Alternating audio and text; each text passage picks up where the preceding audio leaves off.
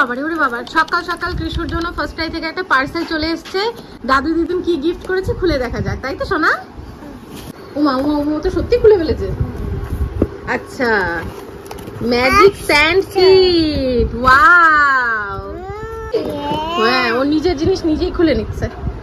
কৃষু তো মাটি নিয়ে খেলতে ভীষণ পছন্দ করে। আমাদের আহমেদাবাদের ফ্ল্যাটে ওই ব্যালকনিতে যে কটা গাছ লাগানো রয়েছে সেই গাছে যেটুকু মাটি রয়েছে তা দিয়েই ওখানে খেলা শুরু করে দেয়। আর এখানে চারিদিকে এত খোলা জায়গা, এত মাটি পেয়ে ও না একদম অস্থির কাণ্ড ঘটিয়ে ফেলে। এবার সারাদিন যদি মাটি ঘাঁটতে থাকে তাহলে না, আগের বছর দেখেছিলাম ঠান্ডা লেগে যাচ্ছে বারবার। আবার খালি মাটিতে যদি বেশিরভাগ হাঁটা হয়, অনেক ডাক্তারই বলে থাকেন বাচ্চাদের কৃমির সমস্যা দেখা দেয়। তাই আর কি নাতির কথা চিন্তা করে বাবা মা আগে থেকেই সমস্ত প্রস্তুতি নিয়ে রেখেছে, যাতে করে ওকে বাইরে মাটি নিয়ে ঘাটাঘাটি না করতে হয়। এটা ফার্স্ট ক্রাই থেকে অর্ডার করেছে। আর ফার্স্ট ক্রাই মোটামুটি সমস্ত জিনিসই আমার বাচ্চার জন্য ইউজ করতে কোনো রকম অসুবিধা হয় না, বেশ ভালো হয়। দেখো, একটা সুইমিং পুল মতন দেওয়া রয়েছে, এটা মোটামুটি ফু দিয়ে ফুলিয়ে নিতে হবে। আবার যখন ইউজ করা হবে না, হাওয়াটাকে বের করে দিলেই একদম চুপসে যাবে। যেরকম আমরা সি সাইডে গিয়ে বালি মাটি দিয়ে খেলি, ঠিক সেই রকম কনসেপ্টেই বাচ্চাদের খেলনাটা বানানো। অনেক সময় বাচ্চাদের দেখবে ধৈর্য কম থাকে, অনেক বাচ্চা সারাদিন এত ছোটাছুটি করে বসতেই চায় না, তাদের জন্য এই ধরনের গেমগুলো কিন্তু ভীষণ ভালো। এখানে একটা বড় সড়ো কাঁকড়া দেওয়া রয়েছে, কাঁকড়ার ভেতরে বালি মাটিগুলো ভরে উল্টে দিলে কাঁকড়ার শেপের একটা নতুন জিনিস তৈরি হয়ে যাবে। তো সেটাই কৃষ্ণসোনা করছে, ও বেশ খুশি হচ্ছে এই জিনিসগুলো করে।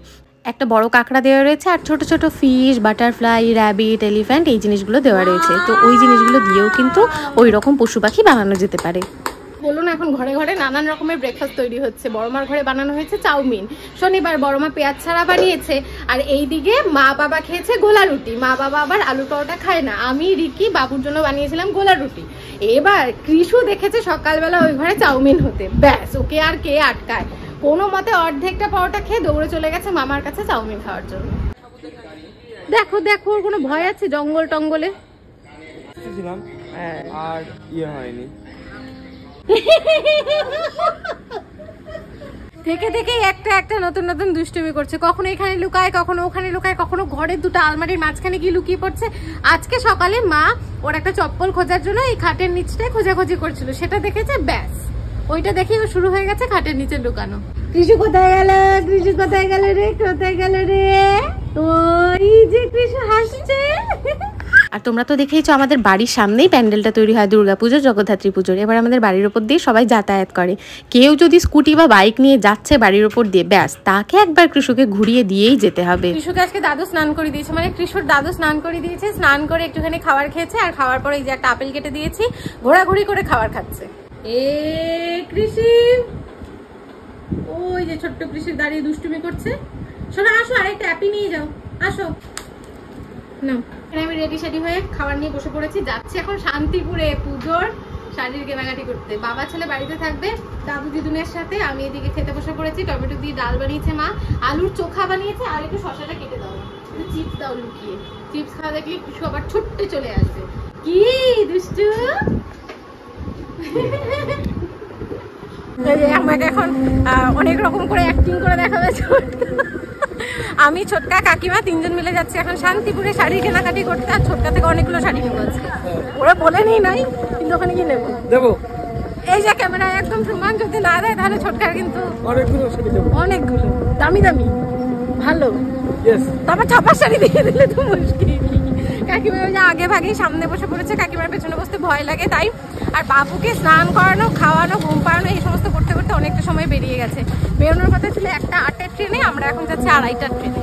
আমরা উঠে পড়েছি ট্রেনে, আর ট্রেনে 4টে পেয়ারা বিক্রি হচ্ছিল 20 টাকায়। ব্যাস আমি ছোটকা কাকিমা নিয়ে নিয়েছি। চারিদিকে সিনারি দেখতে দেখতে কখন যে শান্তিপুর পৌঁছে যাবো বুঝতেই পারবো না। আর পেয়ারাগুলো এতটাই মিষ্টি ছিল সেটা বলার মতন না।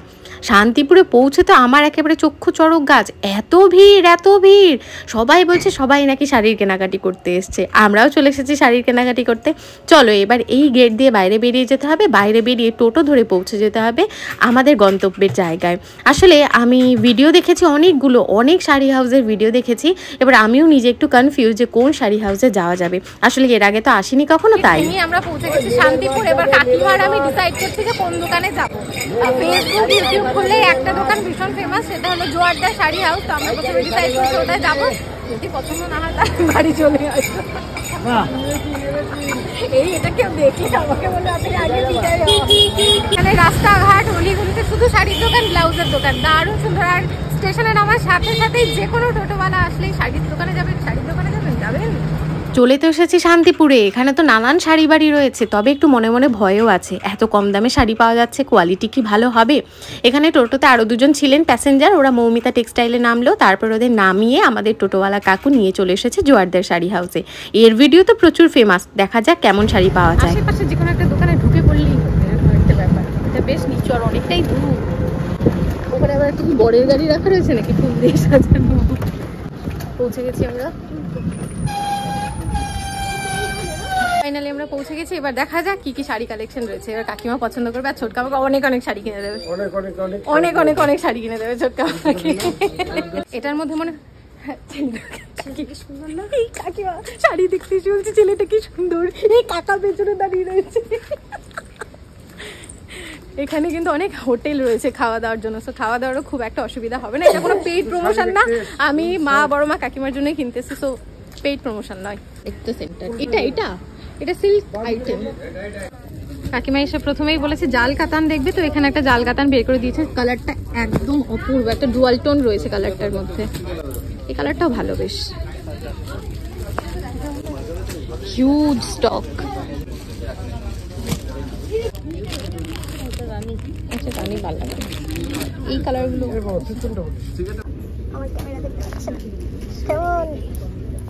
কেমন লাগছে?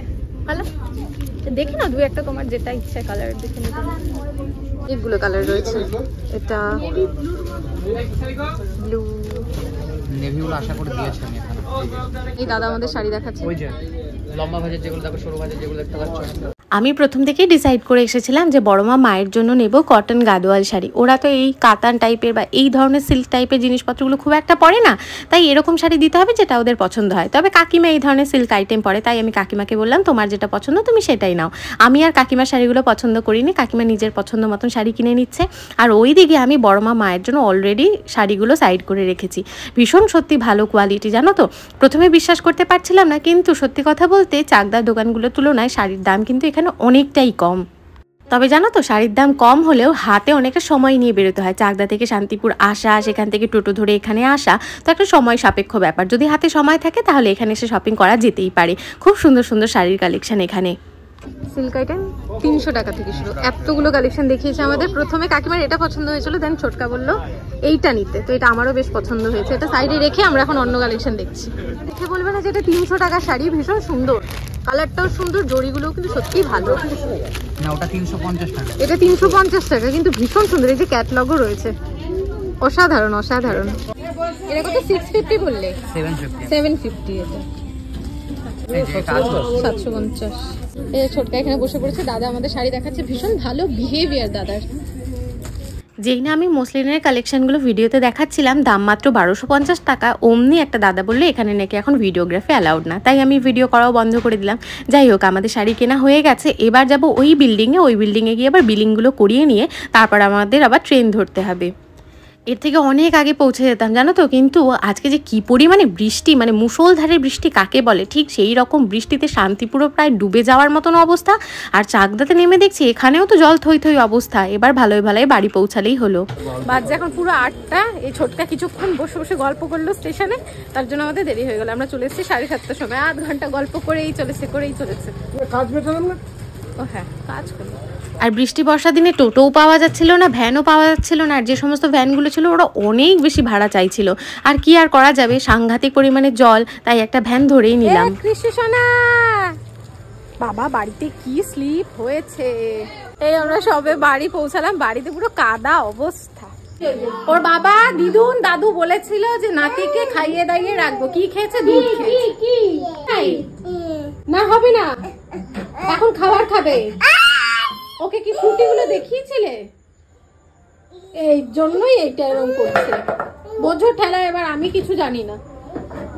অবস্থা দেখলে মানুষ হাসতে হাসতে পাগল হয়ে যাবে। এটাকে একটা ঘর বানিয়েছে উন্না দিয়ে, সেটার ভেতরে ঢুকেও খাবার দাবার খাচ্ছে। টুকু টুকু করে তাকাই করে। আজকে অনেকগুলো তো শাড়ি কেনাকাটি করেইছি। ছোটকা আমাকে একটা শাড়ি কিনে দিয়েছে, আমি বড় মামা কাকিমার জন্য কিনেছে, আর ছোটকা কাকিমার জন্য একটা কিনেছে। তো সেটা কৃষককে খাইয়ে নিই, তারপর তোমাদেরকে দেখাচ্ছি। তো আমি তো ফেসবুকে অনেক ভিডিও দেখে অনেক আশা নিয়ে গিয়েছিলাম জোয়ারদার শাড়ি হাউসে। সত্যি কথা বলতে শাড়ির কোয়ালিটি কিন্তু দাম অনুযায়ী ভীষণ ভালো।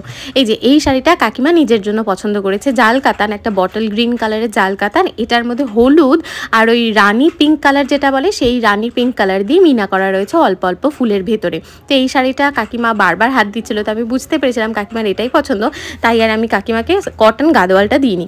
কাকিমার জন্য এই শাড়িটা পছন্দ করে নিয়েছে। কেমন লাগলো অবশ্যই আমাদের কমেন্ট করে জানিও। এই শাড়িটা ছোটকা কাকিমাকে কিনে দিয়েছে। এই শাড়িটার দামও কিন্তু ভীষণ রিজনেবল। এই যে এই শ্যাওলা শ্যাওলা গ্রিন কালারের শাড়িটা দেখতে পাচ্ছ, এই শাড়িটা দেখাতে আমার বড় মার জন্যই পছন্দ হয়েছিল। এবার বড় মার দেখা যাক কেমন লাগে। আমার মনে হচ্ছে বড় মার এই শাড়িটা বেশ ভালোই লাগবে, আর পরলেও কিন্তু ভীষণ ভালো লাগবে। যেই কালারের আঁচল আর যেই কালারের পাড় ঠিক সেই কালারেরই ব্লাউজ পিস রয়েছে কটন গাদোয়ালগুলোতে। আর মায়ের জন্যও একটা কটন গাদোয়াল নিয়েছি। মায়ের যে কটন গাদোয়াল শাড়িটা না, সেই শাড়িটার কালারটা ক্যামেরাতে খুব একটা আসছিল না, একদম ডার্ক বটল গ্রিন কালারের, আর পাড় আর আঁচলের কালার হচ্ছে একদম একটু কালচে, কি বলবো, কালচে রানী পিঙ্ক যেটা হয় ঠিক সেই রকমটা। এই যে আঁচলের কালারটা এখন কিন্তু ক্যামেরাটা বেশ সুন্দর আসছে। তো কেমন লেগেছে মা বড় মার শাড়ি, কাকিমার শাড়িগুলো জানাতে ভুলো না। আর এই শাড়িটা এক কোনায় পড়েছিল, এই শাড়িটা আমাকে ছোটকা কিনে দিয়েছে, এটাও আমার ভীষণ পছন্দ হয়েছে। আমাদের শাড়ি কেনাকাটি তোমাদের কেমন লাগলো কমেন্ট করে জানাতে ভুলো না। আর হ্যাঁ, আজকের ভিডিওটা যদি তোমাদের ভালো লেগে থাকে তাহলে সেটাও কিন্তু জানাবে। তোমাদের সাথে দেখা হবে কালকে অন্য ঝলমলে ভিডিওতে।